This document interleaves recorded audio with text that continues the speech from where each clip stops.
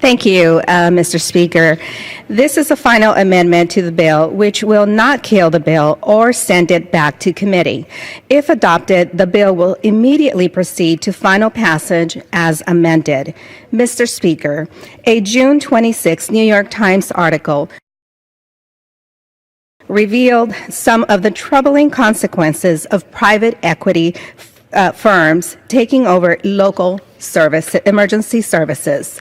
According to the article, since the 2008 financial crisis, private equity firms are investing in growing numbers in emergency services companies, sometimes with disastrous results. The piece found cases where emergency response times were so slow, personnel even had time for a cigarette break before arriving to the scene. Some emergency services companies also reported mismanagement, specifically at their parent companies, are not able to pay their salaries or restock ambulances with critical medical supplies. My amendment will make sure that there is accountability and transparency when private equity firms invest in emergency services.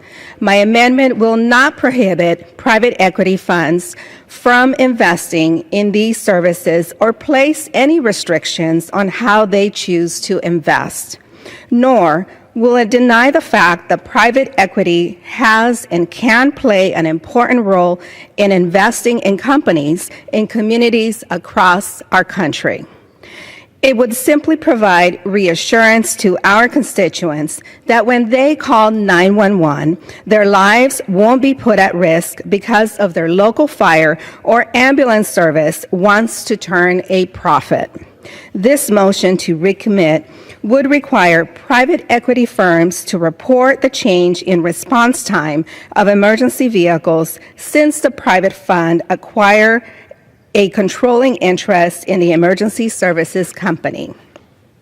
Additionally, the report will require data on the percent of emergency response times that violate contracts entered into by local governments and emergency services companies, and include an explanation as to why response times did not meet requirements set out in such contracts.